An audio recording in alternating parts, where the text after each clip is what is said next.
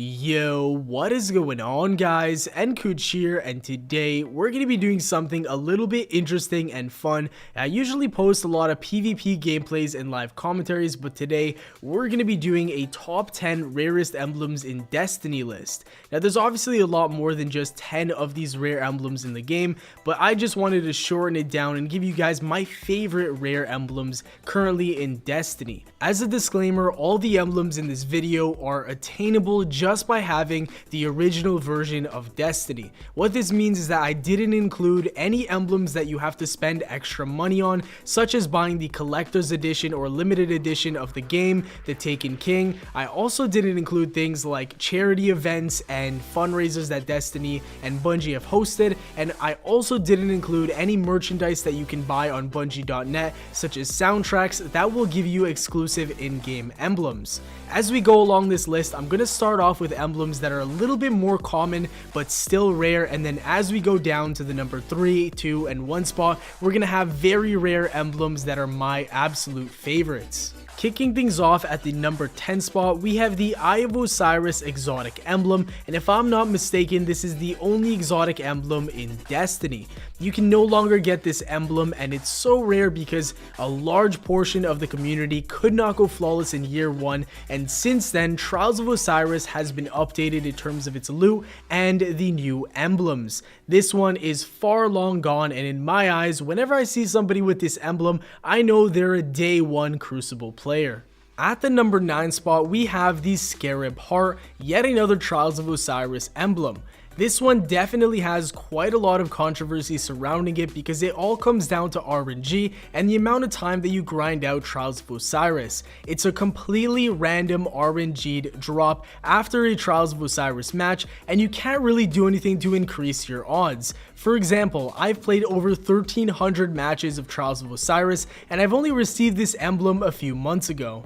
Up next at the number 8 spot, we have an emblem that's just about as generic and plain as it gets. Vanguard Honors is an emblem you get for pre-ordering the original version of Destiny, and even though that sounds like a very simple thing and that a lot of people have this emblem, it really isn't, mostly because Destiny has been out for almost 2 years now, and one important question you have to ask yourself is how much of the current population is made up of day 1 OG players that have pre-ordered the game. The numbers are probably very low. The vast majority of players I run into have bought the game during Christmas and holiday season or during the Taken King expansion.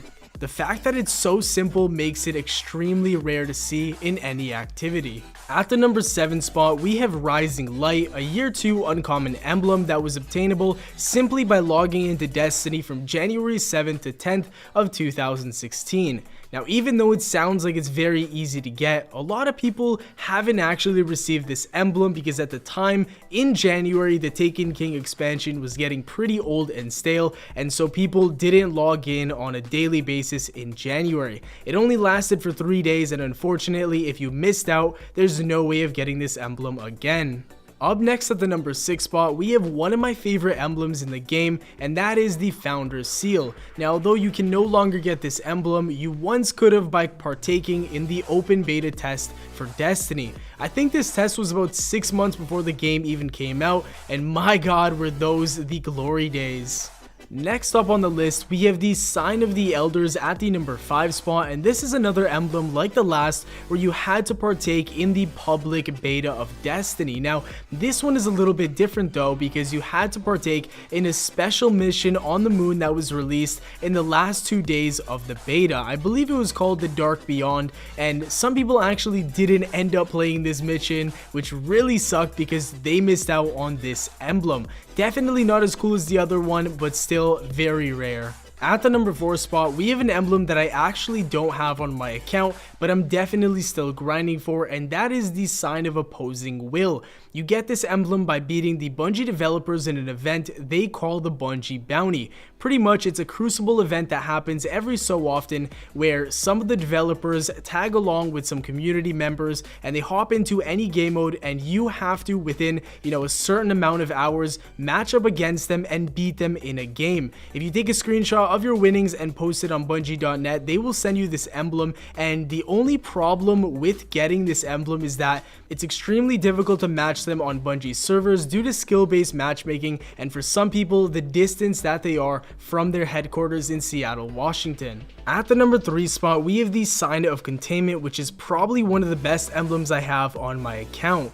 The way you get this emblem is by winning or becoming one of the runner-ups in the Movie of the Week challenge hosted by Bungie. Some of you might be wondering how you can win the Movie of the Week challenge, and for those of you who have no idea what it's about, it's pretty much a video that Bungie uploads onto their blog every single week, and they pick about 3 to 4 videos. What you have to do is submit a very epic, funny, or just downright strange video, and if enough people like it and the Bungie employees like it, you might have a chance at snagging this emblem for yourself. At the number 2 spot, we have an emblem that I've only seen in the game once before, and this is called the Pathfinder Sign. In my opinion, it's one of the cooler looking emblems in Destiny. It just stands out so much, and like I said, it's extremely rare. You barely ever see anybody rocking this emblem in any activity in the game. Now, the way you can get this emblem is by being on the Bungie.net website as a registered user before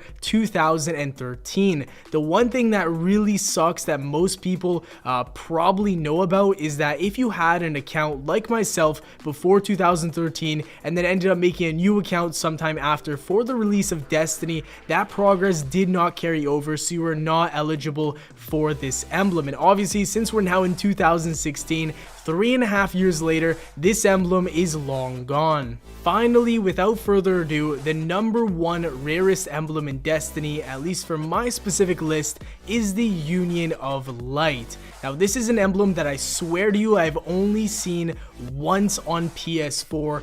It is such an amazing emblem. I love the way it looks, the colors, the spacey feel in the background, everything about it is so amazing. And if you think about every single emblem that is still technically possible to get, this is by far one of the hardest to obtain. The reason why I say this is because you had to redeem a one-time use code given out during E3 2014 when Bungie was showing off their game for the first time.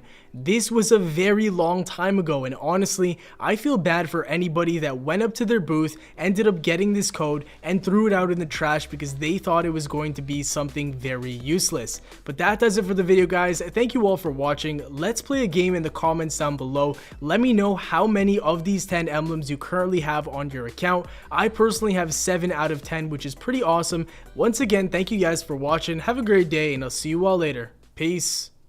Yeah. If I ever said I'm never scared.